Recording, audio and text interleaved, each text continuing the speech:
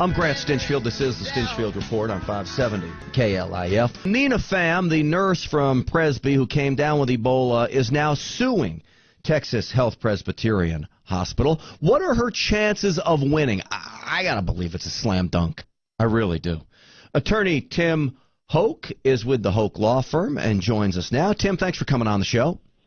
Thank you for having me on. I appreciate it. So what do you think? Am I correct? Is this a slam dunk?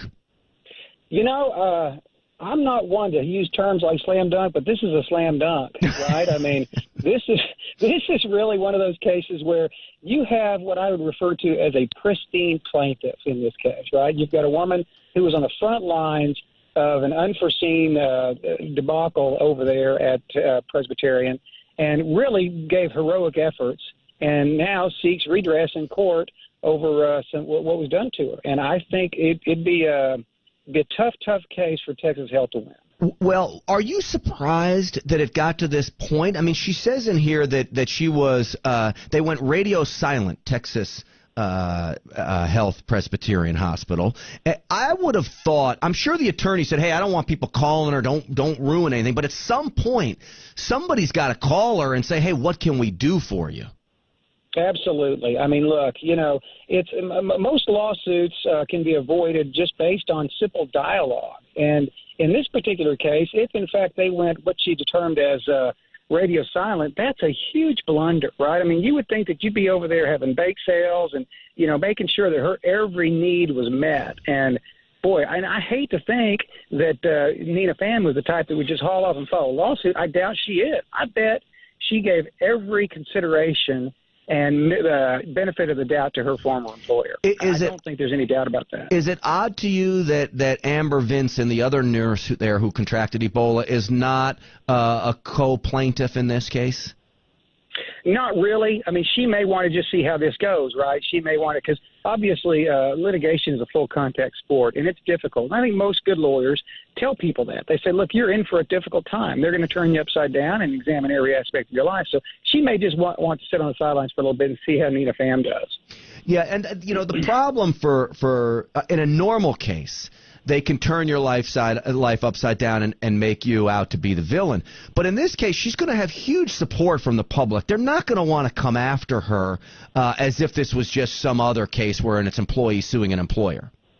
I agree. She has got the benefit of the doubt from just about anyone, right? And the first time that this was in the news, I think anyone would agree, particularly public relations officials would agree, that Texas Presbyterian Texas Health Resources really mishandled it from the get-go. Yeah. And so they've got a really, really tough legal hill to climb. You know, I covered this from the very beginning. We did a lot here on the Stinchfield Report, Tim. And from the very beginning, it became clear that Presby had botched this entire Ebola deal, from the way they handled Duncan from the first time he came in to sending him home to all that Nina Pham had to work with and the other nurses was a printout from a website on how to handle this. When this was a world event, we knew at some point it was coming to America. They didn't prepare. And I'm not one to say, hey, you should be lawsuit happy. I think a lawsuit should be an absolute last resort. But in this case, I think Texas Health Presbyterian failed her. I think so too, and I think that if even half of the allegations of the petition are true, they're pretty appalling. You know, they're up there making a makeshift repository for soiled linens from an Ebola victim. I mean, that's just, boy, it just really makes you shudder, doesn't it? It does, and to think that you didn't have somebody at headquarters. This is a big company. Your infectious disease specialist comes in, and look, I own a little tiny business, and we have a crisis plan in place if something goes wrong, and we come in. I'm not going to leave it up to my guys on the floor to come up with a plan. We're going to be there and make sure they have the help they need, and that didn't happen here, amazingly enough. Amazing. And then the allegation in the lawsuit that says that she was told that she was risk-free. That's right. That's unbelievable. And so what Tim Hoch is talking about, the attorney we're talking to here via phone, is that she was told she was risk-free, and then she called once. She said, I have a 99-degree temperature. They said, oh, don't worry about it. That's not a problem either. It wasn't until the next morning she went to 100. They said, come in, and they had her drive herself in. Mm-hmm. Yes. And I think another thing that's evident in the petition is how much she really did care for her patients and how much she loved her job. This isn't some disgruntled employee. The only thing that if I am going to raise a question here is it comes out that she's still on the payroll. So is there not a point where she says, hey, I would like to come back to work, or?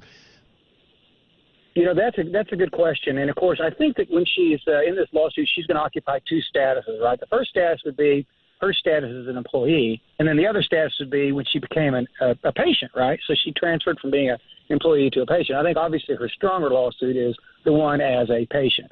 The one as an employee, she may be barred by the workers' compensation structure. Oh, see, that's interesting. All right, that's why we have you on. So you think her case is being failed as a patient before it's being failed as an employee?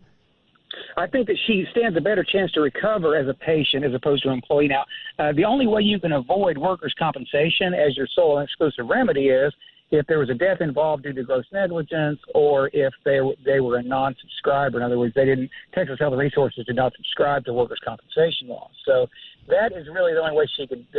So if that's her exclusive remedy, then she's got to rely on her case as a patient. Okay, and negligence as an employer would not take her out of workers' compensation. Right. This is going to be a separate tort and a separate set of circumstances when she occupied a different status as a patient as opposed to an employee. Now, the other part where I think she really has standing as a patient is when she says, hey, I want to keep my name private. I don't want anything released. And they went in and took a video they told her was going to be for educational purposes, and the next day it's all over the news. Right, without her consent. And, of course, that's going to be the question. Did she give consent? But, of course, now keep in mind that around this same period of time, she was also told to prepare for end-of-life issues. So on the one hand, you're telling your patient to prepare for end-of-life issues. On the other hand, you're asking her for a consent form to be able to use her likeness in PR videos.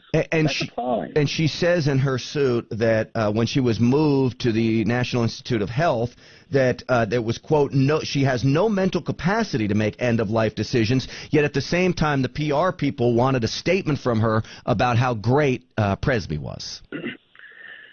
Just shameful, really. Just awful.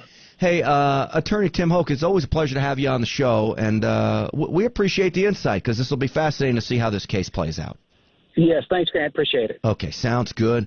Tim Hoch with the Hoch Law Firm setting some light on this Nina Pham Ebola case. We're going to talk more about this, of course, as the show goes on.